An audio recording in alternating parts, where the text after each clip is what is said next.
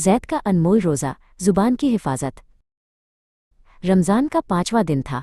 10 साल का ज़ैद बहुत खुश था क्योंकि उसने आज अपना 5वां रोज़ा रखा था। दोपहर का वक्त था और सूरज तेज़ी से चमक रहा था। ज़ैद अपने कमरे में बैठा घड़ी की सुइयां देख रहा था और इफ्तार का इंतज़ार कर रहा था। उसे भूख और प्यास तो लग रही थी, लेकिन उसे गर्व था कि वो अल्लाह के लिए सब्र कर रहा है। शाम को ज़ैद का दोस्त हमज़ा उससे मिलने आया। दोनों बरामदे में बैठकर बातें करने लगे। बातों बातों में ज़ैद ने अपने एक और दोस्त समीर का जिक्र छेड़ा। ज़ैद ने हंसते हुए कहा, देखा तुमने हमज़ा, समीर ने कल कैसे फटे हुए जूते पहने थे। वो हमेशा ऐसे ही अजीब कपड़े पहनता है। हमज़ा भी ज़ैद की बात सुनकर मुस्कुराने लगा।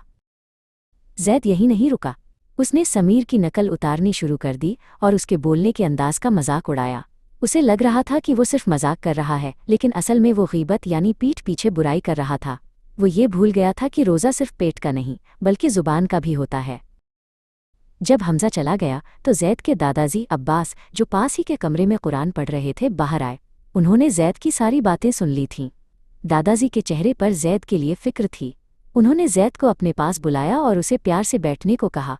ज़ैद को समझ नहीं आ रहा था कि उसने क्या गलत किया है। दादाजी ने ज़ैद का हाथ पकड़कर कहा, मेरे प्यारे बच्चे, क्या तुम्हें पता है कि रोज़ा सिर्फ भूखा रहने का नाम नहीं है। अल्लाह को हमारे भूखे रहने से कोई फ़र्क नहीं पड़ता अगर हम अपनी ज़ुबान को काबू में न रखें। झूठ बोलना और गीबत करना रोज़े की रूह को ख़त्म कर देता है। ज़ैद चुपचाप सुन रहा था। दादाजी ने एक बहुत बड़ी बात कही, ज़ैद, कुरान में गीबत करने वाले के बारे में क्या कहा गया है पता है? गीबत करना अपने मरे हुए भाई का गोश्त खाने के बराबर है। क्या तुम ऐसा करना चाहोगे?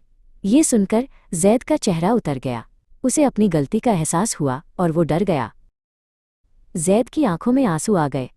उसने धीरे से पूछा, दादाजी, क्या मेरा रोज़ा टूट गया?